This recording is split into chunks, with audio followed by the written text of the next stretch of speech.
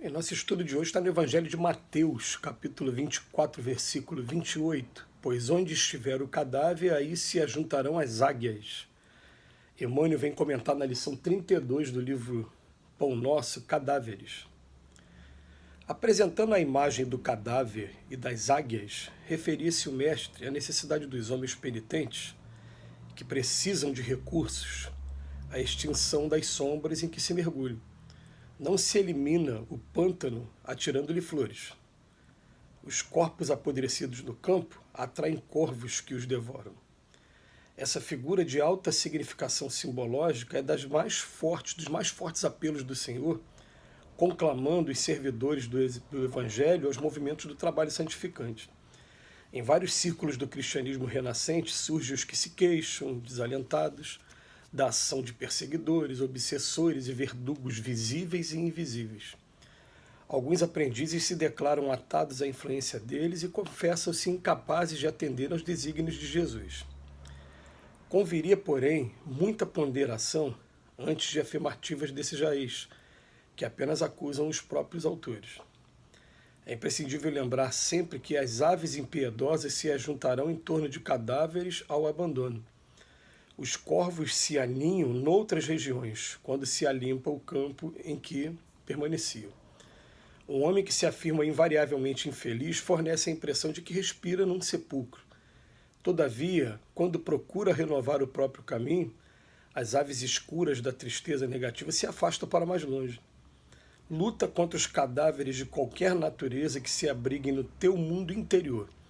Deixa que o divino sol da espiritualidade te penetre, pois enquanto fores ataúde de santa coisas mortas, serás seguido de perto pelas águias da destruição. Olha que mensagem, a mensagem de hoje. Mensagem simples que está no Evangelho de Mateus. Por onde estiver cadáver, aí se ajuntarão as águias. Está falando do momento de decomposição do corpo físico, que atrai alguns animais que se alimentam dessa carne em decomposição. E ele vem falar para a gente o seguinte, que tem um monte de gente por aí, né? Nós ficamos muitos anos, né, da nossa existência espiritual reclamando, o tempo todo pensando em coisas negativas, transferindo a responsabilidade das coisas que acontecem com a gente, ou então a nossa infelicidade, para outras pessoas, esquecendo que a felicidade ela está dentro da gente, não está do lado de fora. E a gente fica o tempo todo oferecendo as águias, entre aspas. Quem são as águias? As águias, ele vai dizer aqui para a gente, são os verdugos, aqueles que nos perseguem, tanto encarnados como desencarnados, tanto espiritualmente como também aqui em carne e osso. E ele vem chamar aqui para a gente a atenção de que são os corpos apodrecidos no campo que atraem os corvos que os devoram. Ou seja, é o que a gente está oferecendo por dentro da gente é que vai atrair esses corvos aí, esses espíritos, né? Ou até mesmo pessoas encarnadas também. O que ele está querendo dizer para a gente? Olha, que vai chegar não é que quando a gente chegar ao ponto de só pensar em coisas boas, vivendo no mundo que a gente vive, a gente vai continuar tendo perseguições, não se trata disso, né? Porque aqui na Terra a gente sabe que quando a gente acende a luz, vem um monte de mariposa, né? Um monte de inseto ali ao redor no verão, a gente sabe. Mas, porém, quando eu acendo a luz, eu não deixo que os insetos cheguem perto de mim. Eles vão ficar ali voando ao redor e eu estou com a luz acesa. E essa luz, para se manter acesa, eu tenho que manter sintonizado o tempo todo com o alto.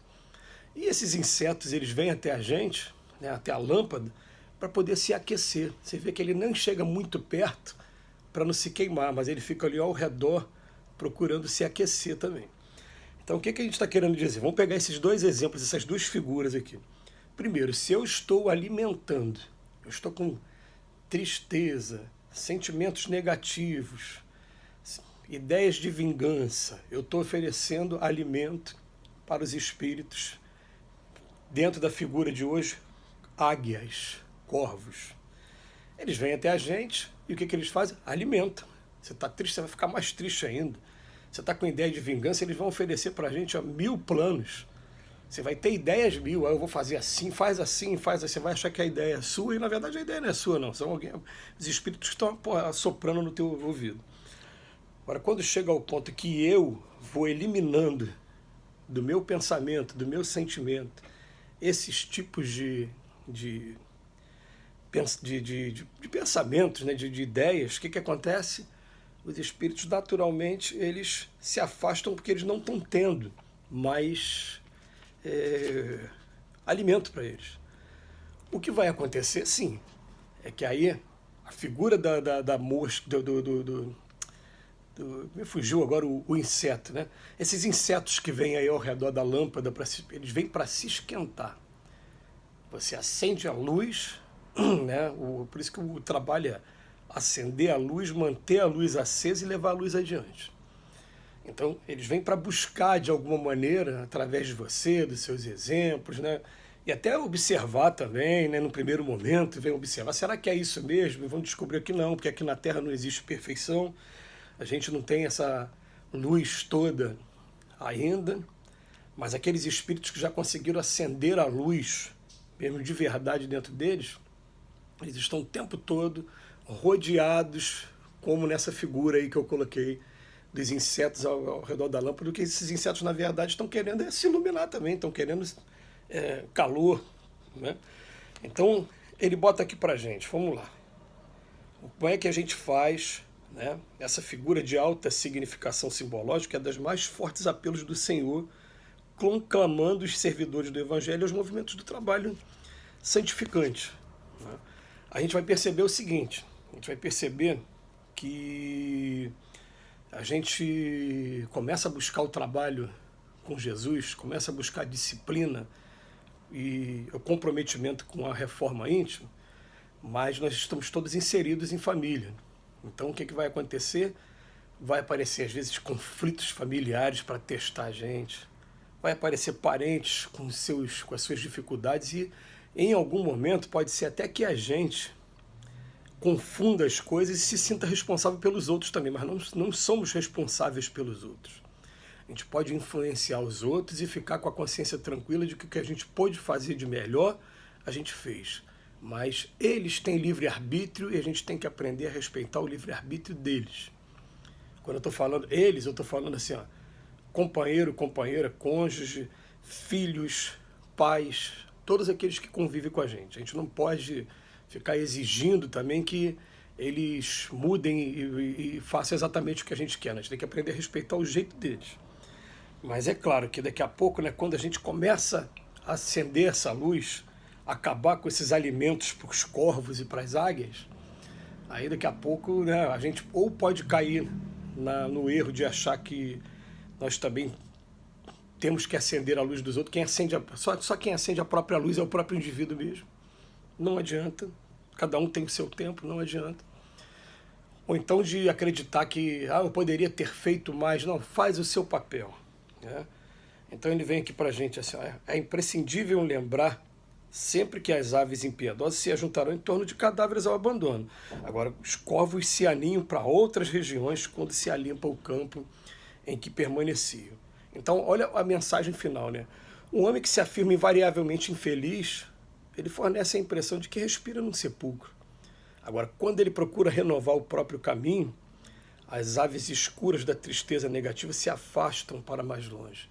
Então a mensagem que o Emmanuel deixa para a gente é luta contra os cadáveres de qualquer natureza que se abriguem em teu mundo interior. Deixe que o divino sol da espiritualidade te penetre, pois enquanto fores ataúde de coisas mortas, serás seguido de perto pelas águias da destruição. Serás seguido. Agora, quando a gente acende a luz, o máximo que eles vão fazer é ficar de longe, assistindo, como diz no Livro dos Espíritos, como se fosse um gato à espreita do rato, né, observando se realmente a gente está tomando o caminho mesmo, mas a gente vai fazendo o nosso papel e vai procurando, em primeiro lugar, lembrar, depois que eu me ajudo, eu consigo reunir condições de ajudar as outras pessoas também. Que Jesus nos abençoe. Muito obrigado, Emmanuel, por mais uma reflexão maravilhosa no dia de hoje. Que assim seja.